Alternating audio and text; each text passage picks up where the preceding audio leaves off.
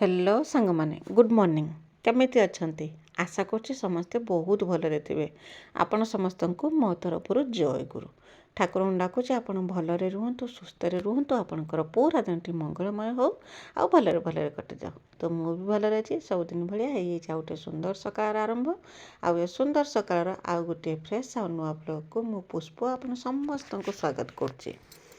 तो आज सकाळटा मोर पूरा बिजी रुटीन कहीं मु गला काल तो वीडियो कही पुओ आमर पलैज से आसिक गोटे सप्ताह कि 2 सप्ताह हम घर पाखे अच्छे आज से पलैज आज हूँ 2 तारिख से मुझे सका तार 9टा बेले ट्रेन अच्छी मैंने 9टा बेले से घर बाहर से कन्ना जीव से ट्रेन हो ना बस हो जैसे हो से जीव। तो एबे करना मु सकाळे उठी पड़ी टिके शीघ्र काम सरे देछि ठाकुर पूजा भी काम भी सब सरे देछि कहीं घर जिते बड़े जड़े बाहर की जीव तो ठाकुर को तो पूजा रखी हेनी कामटा आगे सरे देमी सरे दे सारापर आसचे रोषे करने कि रोषे करने से खियापिया करके मुझे तो पचार कौन खाई जी बोलिकी से कहला करना सकाळे रोटी तरकारी खाई देकी जिमी। तो से मुझे तरबर होगी भी बनई भाई भी बनई कहीं भाई ताकू नहीं कि जी एकाले 2 जण खियापिया कम सर 2 जनकर खियापिया कम सरीज से पुओ को लेकिन जी छाड़ापी कि पुओ आमर बस रे जाइला ट्रेन जाई नथिला तो ताकू नहीं बस स्टाण्ड जी ताकू बस रे चढ़े देके आसबे।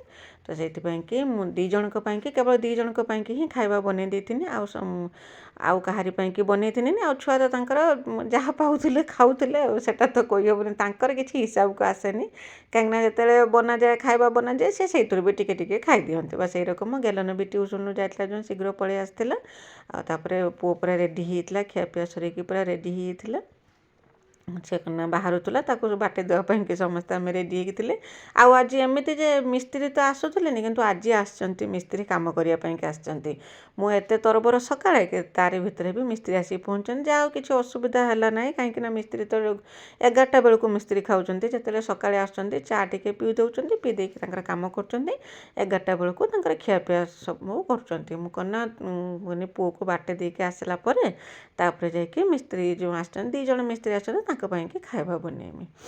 तो सकाळटा भारी मन दुख होता तेरे पुओ जाऊला कहीं से 15 दिन हम आसी घर पाखे रही तो सब बड़े घर पाखे रही कथबार्ता भल मंद समय के मु तो काली जो कहनी मुझे पलि ना नागुच काली परन आसला भाया से कह काली परदिन मु पूरा 15 दिन हम आसिक घर पाखे कि बिल्कुल भी जना पड़लानी केते समय कटिगला जना पड़लानी जे से 15 दिन है आसिक घर पाखे रहा बुलिकी तो रही से मनटा टे दुख नागुला तेरे बाहर की गला। तो जहाँ हो ठाकुर करूँ से जीवन में बहुत उन्नति करू यही रकम उन्नति करके आगू को आहरी आगे चलू ठाकुर पाखे प्रार्थना करुचे। तो समस्त आशीर्वाद नहीं कि से बाहर था समस्त बाटे देवाई कि जाइए आ बाटे देके आसला मोर से रकम तो चिराचरित काम जहाँ जेरकम नागी था से रकम नागी सत कथा कहमी सकाळटा पूरा बहुत व्यस्त होता एक तो टे मन दुख होता आउे करना व्यस्त भी थिला मन दुख कौन कने हम कहीं छुआ मैंने बड़ हेले माने बर्तमान उड़ीबा बयस तांको तो घर भितर बांधिकी रखी हेबनी जहाँ भी हेने से घर भितर तो सब बेले रकम रही जहाँ भी बाहर को जावाक हम कर्म क्षेत्र में जाकि पहुँचवा पड़ो। तो भाई नहीं कि जाते छाड़िया को समस्ते जाकि बाटे बाटे देके घर को आसते आसला मोर से चिराचरित काम मिस्त्री कि रुटी बनई तरकारी बनई ए रकम खाया देती आम भी समस्ते खाई आ शीत तो जहाँ तो तांडव करुच्ची शीत एत जोर नागुच न कहवा कथा बहुत जोर से शीत नागुच। तो सब बेले तो मत शीत नागे मुझे शीतर ही कम करे किंतु ए वर्ष मत एत शीत नागुच मु काम भी करें कौन पाई एरकम मत खाली नागुच कि आउ क्या नागुच मुझे चिंता भी करें कहीं तो देखिपे मुझे किचेन उपरे बसिकी चादर घोड़ी रुटी बनाऊँगी तो पवन जो सुलसुलिया पवन दूसरी शीत भी नागुच कौन है जाने एथर तो माने भूईर ठिया है बेलू ना गुड़ 2टा बहुत जोर से बिंधुची जेहेतु माने ठंडा पाइला बेलू टाइल्स जुगुरु कि कौन गला वर्ष शीत दिन तो ये थे बोधे मोर एत कहीं ख्याल पड़े हाँ ये थे बोधे ଏତେ କାହିଁ ଶୀତ ଲାଗୁଥିଲାନି। ଏଥର କିନ୍ତୁ ମୁଁ ଟାଇଲ୍ସରେ ବିଲକୁଲ ବି ଠିଆ ହେଇପାରୁନି। ଆଉ ସକାଳେ ତ ଠିକ୍ ଠାକ୍, ଗାଧୁଆ ପାଧୁଆ ସରିକି ଆସିଲା ପରେ ମାନେ ଟାଇଲ୍ସରେ ଠିଆ ହେଲା ବେଳକୁ ଗୋଡ଼ଟା ବହୁତ ଜୋରସେ ବିନ୍ଧୁଛି। ଏତେ ବିନ୍ଧୁଛି ଯେ ନ କହିବା କଥା, ବେଶୀ ସମୟ ଗ୍ୟାସ୍ ପାଖରେ ଠିଆ ହେଇ ହେଉନି। ଜାଣିପାରୁଥିବେ ମୁଁ ସେଇଥିପାଇଁ କି କିଚେନ୍ ସ୍ଲାବ୍ ଉପରେ ବସି ଯାଇଥିନି। ଏତେ ଜୋର ଗୋଡ଼ ବିନ୍ଧା ହେଉଥିଲା ଯେ ଗୋଡ଼ ପୁରା କାଲୁଆ ପଡ଼ିଲା, ଯେରକମ ପାଦ ସବୁବେଳେ ନାଗୁଛି ବରଫ ଭଳିଆ ହିଁ ନାଗୁଛି।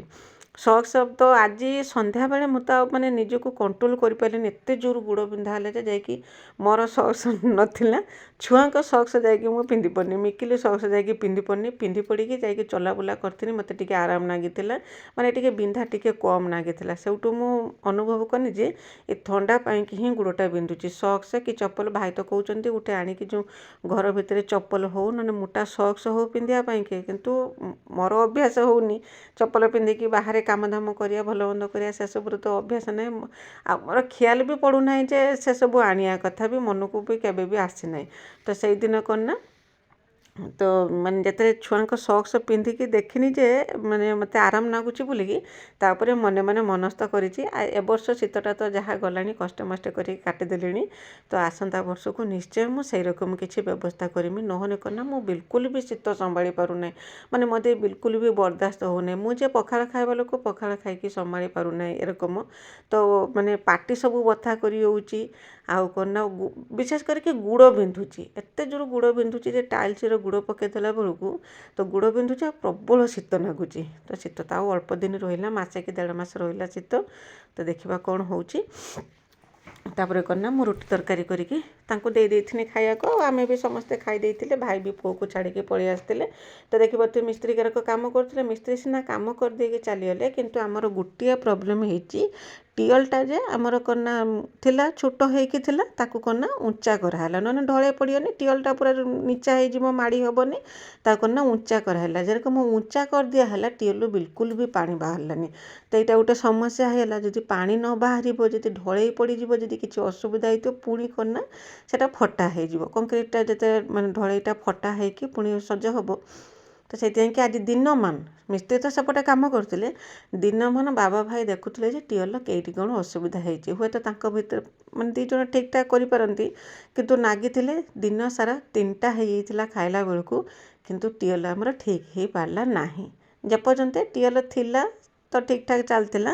ଯେହେତୁ ଟିଅଲଟାକୁ ପାଇପ୍ ଯୋଡ଼ା ହେଇକି ଉଞ୍ଚା କରିଦିଆ ହେଲା, ଯେ ଢଳେଇ ପଡ଼ିନି ଟିଅଲଟା ଉଞ୍ଚା ହେଇକି ରହିବ ବୋଲିକି, ସେବେଠୁ ଟିଅଲର ବିଲକୁଲ ବି ପାଣି ବାହାରିଲା ନାହିଁ। ବାବା ଭାଇ ଯେତେ ଚେଷ୍ଟା କରିବା ସତ୍ତ୍ୱେ, ନୂଆ ନୂଆ ଜିନିଷ ଆଣିକି ସେଥିରେ ଲଗାଇବା ସତ୍ତ୍ୱେ ବି ପାଣି ବାହାରି ନଥିଲା। ତ ଯାହା ହଉ ତାଙ୍କ ପରିଶ୍ରମ ବୃଥା ଯାଇଲା। ତ ବାଧ୍ୟ ହୋଇକି ମିସ୍ତ୍ରୀଙ୍କୁ ଫୋନ୍ କରାହେଇଥିଲା। ମିସ୍ତ୍ରୀ ତ ଆସିକି ସନ୍ଧ୍ୟା ସମୟରେ ଆସିକି ପହଞ୍ଚିଲେ, କାହିଁକିନା ମିସ୍ତ୍ରୀଙ୍କ କଥା କହିହେବନି। ସେମାନେ କ'ଣ ନା ଘର ପାଖରେ ଥାଇକି କହିବେ ଯେ ମୁଁ କାମ ଉପରେ ଅଛି, ଯଦି କାମ ଉପରେ ଥିବେ ଫୋନ୍ କଲେ କହିବେ ଯେ ମୁଁ ଦୂର ଜାଗାରେ ଅଛି। ତାଙ୍କ କଥା ତ ଠିକ୍ ଠିକଣା ନାହିଁ। ସବୁ ମିସ୍ତ୍ରୀ ତ ସେମିତି କେବେ ବି ସତ କଥା କୁହନ୍ତିନି କି ଟାଇମ୍ରେ ଆସିକି ପହଞ୍ଚନ୍ତିନି। ତ ସେଇ ଅବସ୍ଥା ଆମର ହେଇଛି। ଏପର୍ଯ୍ୟନ୍ତ ବି ମୁଁ ଯେ ଭଏସ୍ ଦେଉଛି, ଏପର୍ଯ୍ୟନ୍ତ ବି ଆମର ଟିଅଲ ସଜ ହେଇପାରି ନାହିଁ, ମାନେ ସେଇମିତି ରହିଛି। ପାଣିର ବହୁତ ଅସୁବିଧା ହେଉଛି। ସକାଳେ ଯେ ଆସୁଛି, ଯେ ଯେଉଁ ସପ୍ଲାଏ ପାଣି ସେଇଟା ଯେ ଆସୁଛି, ସେଇ ପାଣିରେ କ'ଣ କରୁଛି ନା, ଏଇଠି ଯେଉଁ କୁଣ୍ଡଟା ଅଛି, କୁଣ୍ଡଟା ଭର୍ତ୍ତି କରିଦେଇକି ବାସନକୁସନ ଏଇଠି ଧୋଉଛି। ଆଉ ପିଇବା ପାଣି ଆମ ସାମ୍ନା ଘରୁ, ତାଙ୍କ ଘରୁ ଆଣିକି ପିଇବା ପାଣି, ରୋଷେଇ ପାଣି ବୋହିକି ଆଣିକି କ'ଣ ନା ବ୍ୟବହାର କରିବା ପାଇଁକି ପଡ଼ୁଛି, ଯେଟା ମାନେ ପିଉଛେ କି ରୋଷେଇବାସ କରୁଛେ। ଆଉ ଯେଉଁ ଟାଙ୍କିରେ ଯେଉଁ ପାଣି ଅଛି, ଆଜିକି 10-12 ଦିନ ହେଇଗଲାଣି ନା, ଟାଙ୍କି ପାଣି ବ୍ୟବହାର କରିକି, କାହିଁକିନା ଛୁଆ ଗାଧୁଆ ପାଧୁଆ କରିଦିଅନ୍ତି, କରିକି ଟାଙ୍କିରେ ବି ପାଣି କମିଗଲାଣି। ଯେଉଁଥିପାଇଁ କି ଟାଙ୍କି ପାଣିଟାକୁ ରଖାହେଇଛି ହାତ ମୁହଁ ଧୁଆଧୁଇ ଏଇସବୁ କାମ କରିବା ପାଇଁକି। ଜାଣିପାରୁଥିବେ ପାଣିର କେତେ ବର୍ତ୍ତମାନ ଅସୁବିଧା ହେଉଛି। ଆଉ ଲୁଗାପଟା ବିଲକୁଲ ବି ସଫା କରି ହେଉନାହିଁ। ତ ମିସ୍ତ୍ରୀ ତ ଆସୁନାହାନ୍ତି। ଆମର ଟିଅଲଟା ଠିକ୍ ଯଦି ହେଇଯାଆନ୍ତା ତ ସବୁ କାମ ସୁରୁଖୁରୁରେ ହେଇଯାଆନ୍ତା, କିନ୍ତୁ ଟିଅଲ ସଜ କରିବା ପାଇଁ ଯେହେତୁ ମିସ୍ତ୍ରୀ ଆସୁନାହାନ୍ତି, ସେଇଥିପାଇଁ କି ସବୁ କାମ ଏଇରକମ ପଡ଼ିକି ରହିଛି। 5 ଦିନର କାମ ଆମକୁ ଆଜିକି 12 ଦିନ ହେଇଗଲାଣି, କିନ୍ତୁ ଠିକ୍ଠାକ୍ ହେଇପାରୁନି। ତ ଆହୁରି କେତେ ଦିନ ଲାଗିବ ସେ କଥାରେ ବି ହିସାବ ମାନେ କହି ବି ହେଉନାହିଁ। ତାପରେ ଆଜି କ'ଣ ନା, ଆଉ ବାହାରେ ରୋଷେଇ କରି ହେଲା ନାହିଁ, କାହିଁକିନା ତ ମୁଁ ଯାଇଥିନି ବାହାରେ ରୋଷେଇ କରିବା ପାଇଁକି, ବାସନକୁସନ ଧୁଆଧୁଇ ସରେଇକି ବାହାରେ ରୋଷେଇ କରିବା ପାଇଁ ଯାଇଥିନି। ଦେଖିଲା ବେଳକୁ ସେଇଠି କ'ଣ ନା, ଯେଉଁ ରଡ଼ ଯେ ବିଛା ହେଉଥିଲା ନା, ସେ ରଡ଼ ସବୁ ସେଇଠି ସିଧା କରୁଥିଲେ, ସେଇଠି ସବୁ କଟାକଟି କରୁଥିଲେ। ଯେଉଁଥିପାଇଁ କି ମୁଁ ଆଉ ବାହାରେ ରୋଷେଇ କଲିନି। ଏଇଠି କ'ଣ ନା ଭାତ ବସାଇ ଦେଇଥିନି। ଭାତ, ଭାଇ ଦିନିକି ଆସିଥିଲେ ମାଛ ଝୋଳ କରିଥିନି, ଭାତ ରାନ୍ଧିଥିଲି ଆଉ ଶାଗ ଖଡ଼ିଥିଲି ବାସ୍ ସେତିକି ହିଁ କରିଥିଲି ଆଉ ବେଶୀ କିଛି କରିପାରିଥିଲିନି ସମୟ ବି ଥିଲାନି କାହିଁକିନା ଏତେ ସବୁ କାମ ସରି ସାରିଲା ବେଳକୁ ନା ବହୁତ ଲେଟ୍ ହେଇଯାଉଛି ସମୟ ବି ଥିଲାନି ଆଉ ତାପରେ ମାଛ ହେନେ ତ ଗୋଟେ ତା ସାଙ୍ଗରେ ସାଧା ତରକାରୀ ଗୋଟିଏ ହେନେ ଚଳିଯିବ କିଛି ଅସୁବିଧା ନାହିଁ କାହିଁକିନା ପରିବା କିଛି ଛୁଆ ତ ଖାଉନାହାନ୍ତି ଯେକୌଣସି ପରିବା କେବଳ ଫୁଲକୋବି ଛଡ଼ା ଖାଉନାହାନ୍ତି ବନ୍ଧାକୋବି ଆଳୁର ଭଜା ଖାଉଥିଲେ କିନ୍ତୁ ଏବେ ଖାଉନାହାନ୍ତି ଯଦି ତାକୁ ଯଦି ଆଉ ଯଦି କିଛି ରକମ କରାହେବ କି ବନ୍ଧାକୋବିର ବରା ଯଦି ଛଣାଯିବ ତ ଖାଉଛନ୍ତି ନହେଲେ ନାହିଁ ଖାଉନାହାନ୍ତି ସେଇଥିପାଇଁ କି ଭାଇ କହିଲେ ଆଉ କିଛି କରିବା ଦରକାର ନାହିଁ ଗ୍ୟାସ୍ରେ ଭାତ ବସାଇ ଦେଇଥିଲି ଭାତ ହୋଇଗଲା ମାଛ ଝୋଳ କରିଦେଲି ଆମ ପାଇଁକି ଶାଗ ଖରଡ଼ା କରିଥିଲି ବାସ୍ ଏତିକି ହିଁ ରୋଷେଇ କରିଥିଲି ଆଉ ମାଛଟା ତ ମୁଁ ଭାଜି ଦେଇଥିଲି ଏଇଠି ଭାତ ବସାଇ ଦେଇକି ମୁଁ ଯାଇଥିଲି କ'ଣ ନା ବାସନକୁସନ ନେଇକି ସବୁ ଟିକେ ରଖିଦେଇ ଆସିଥିଲି ସେଠି ରଖିଦେଇକି ଆସିକି ଏଠି ଭାତ ବସାଇ ଦେଇଥିଲି ଭାତ ବସାଇ ଦେଇକି ଯାଇକି ସେଠି ବାସନକୁସନ ସବୁ ଧୁଆଧୁଇ କରିକି ଆସିଲା ଭାତ ହେଇଯାଇଥିଲା ଭାତ ଗାଳି ଦେଇଥିଲି ତାପରେ କ'ଣ ନା ମାଛ ରାନ୍ଧିଛି ଭାଜି ସାରିଛି ଆଉ ତାପରେ କ'ଣ ନା ମୁଁ ଆଉ ଠିଆ ହେଇପାରିଲିନି ଏତେ ଜୋର ମୋ ଗୋଡ଼ ବିନ୍ଧିଲା ବସିକି ପୁଣି ମୁଁ ମାଛ ତରକାରୀଟା କରିଥିଲି ଏଇ ରକମ କରିକି ଯାହା ହଉ ରୋଷେଇଟା ସରେଇ ଦେଇଥିଲି ଆଉ ସନ୍ଧ୍ୟା ସମୟରେ କନା ଲୁଗାପଟା ଧୋଇକି ସନ୍ଧ୍ୟା ଦେଇ ସାରିକି ପ୍ରାର୍ଥନା କରିସାରିଲା ପରେ ଯାଇକି ମୁଁ ସକ୍ସ ପିନ୍ଧିଥିଲି ତ ଏମିତି ଭାବରେ ଦିନଟି ମୋର କଟିଯାଇଥିଲା ଆଉ ବେଶୀ କିଛି ଭିଡ଼ିଓ ବି ବନେଇ ପାରୁନି ଏକ ତ କାମ ବ୍ୟସ୍ତତା ରହୁଛି ତାପରେ କ'ଣ ନା ଶୀତ ଲାଗୁଛି ଏତେ ଜୋର ଯେ ନ କହିବା କଥା ସେଇଥିପାଇଁକି କାମ ଦାମରେ ବି ବହୁତ ହେଳା ହେଇଯାଉଛି ମୁଁ ବି ନିଜେ ଜାଣିପାରୁଛି ମୋ ଯେଉଁ ରୁଟିନ୍ଟା ମାନେ ପୁରା ମାନେ ପରିବର୍ତ୍ତନ ହେଇଯାଉଛି ଠିକ୍ ଟାଇମ୍ରେ କିଛି ବି କାମ କରିହେଉନାହିଁ ଆଉ ଯେହେତୁ ବର୍ତ୍ତମାନ କାମ ଚାଲିଛି ସେଇଥିପାଇଁକି କାମ ବ୍ୟସ୍ତତା ଯୋଗୁଁ ଆଉ ସବୁବେଳେ ଟେନସନ୍ ରହୁଛି ନା କାମ କେମିତି ହେବ ସେସବୁ ଜିନିଷ କନା ପ୍ରପର୍ଲି ଆପଣଙ୍କ ସାଙ୍ଗରେ ମୁଁ ସେୟାର କରିପାରୁନି ଯାହା ଯେତିକି ପାରୁଛି ସେତିକି ସେୟାର କରିବା ପାଇଁ ଚେଷ୍ଟା କରୁଛି ତ ଏମିତି ମୋ ଭିଡ଼ିଓରେ ଯୋଡ଼ି ହେଇକି ରହିଥାନ୍ତୁ ଭିଡ଼ିଓକୁ ଆରମ୍ଭରୁ ଶେଷ ପର୍ଯ୍ୟନ୍ତ ଦେଖନ୍ତୁ ବିଲକୁଲ ବି ସ୍କିପ୍ କରନ୍ତୁନି ଆମ ଭିଡ଼ିଓରେ କିଛି ବି ଯଦି ଆପଣଙ୍କୁ ପସନ୍ଦ ଆସୁଥାଏ ତ ମୋ ଚ୍ୟାନେଲକୁ ସବସ୍କ୍ରାଇବ୍ କରିକି ଭିଡ଼ିଓକୁ ଲାଇକ୍ ଟିକେ କରିଦେବେ ଆଉ ଛୋଟ ସ୍ନେହ ଭରା କମେଣ୍ଟରେ ମୋ ପାଇଁ ଲେଖିଦେବେ ଯେ ମୋ ଭିଡ଼ିଓ ଆପଣଙ୍କୁ କେମିତି ଲାଗୁଛି ବୋଲିକି ଆଉ କେହି ଯଦି ନୂଆ କରିକି ମୋ ଭିଡ଼ିଓ ଦେଖୁଛନ୍ତି ପ୍ରଥମେ ମୋ ଚ୍ୟାନେଲକୁ ସବସ୍କ୍ରାଇବ୍ କରିଦିଅନ୍ତୁ ଯାହାଦ୍ୱାରା କି ମୁଁ ଯେତେବେଳେ ବି ଭିଡ଼ିଓ ଛାଡ଼ିବି ସର୍ବପ୍ରଥମେ ଆପଣ ହିଁ ମୋ ଭିଡ଼ିଓକୁ ଦେଖିପାରିବେ ସବୁଦିନ ଖିଆପିଆ ସରିଲା ବେଳକୁ ଦିନ 3ଟା ବାଜିଯାଉଛି ଆଜି ବି ସେରକମ 3ଟା ବାଜିଗଲା ଖିଆପିଆ ସରେଇ ଦେଇକି ଆଇନି ଶୀତ ଲାଗୁଛି ବହୁତ ଜୋରସେ ମାନେ ବାହାରେ ଟିକେ ବସେ ଘର ତ ବହୁତ ଜୋରସେ ଶୀତ ଲାଗୁଛି ବାହାରକୁ ବସିବାକୁ ଆସିଲା ବେଳକୁ ଦେଖିବାକୁ ବାହାରେ ଖରା ନାହିଁ ଖାଇ ଦେଇକି ଏବେ ଆସିନି ଆଉ ଆଜି ତ ଆଉ ଚୁଲିର ରୋଷେଇ କରିହେଲାନି କାହିଁକିନା ଏଠି ତାର ନା ରଡ଼ ସବୁ କଟା ହେଉଥିଲା ଚୁଲିର ରୋଷେଇ କରିହେଲାନି ଗ୍ୟାସ୍ର ରୋଷେଇ କରିଛି ବାସନ ସବୁ ପଡ଼ିଛି ଲୁଗା ବି ସକାଳେ ଯାଇ ଗାଧୋଇଥିଲି ଲୁଗା ଏପର୍ଯ୍ୟନ୍ତ ପଡ଼ିଛି ଟିଅଲଟା ଆମର ଠିକ୍ ହେଇପାରିଲାନି ଟିଅଲରୁ ପାଣି ବାହାର କରିଥିଲେ ଯାହା ହଉ ସରେଇ ଦେଇଥିଲି କ'ଣ ଟିଅଲଟା ଏପର୍ଯ୍ୟନ୍ତ ଠିକ୍ ହେଇପାରିଲାନି ବାବା ଭାଇ ଦୁଇ ଜଣ ଯେତେ ନାଗି ଚେଷ୍ଟା କଲେ ହେଇପାରିଲାନି ତ ଦେଖିବା ଜାଗାଟା କିରକମ ହେଇଛି এইরকম রড ବିଛା ହେଇଛି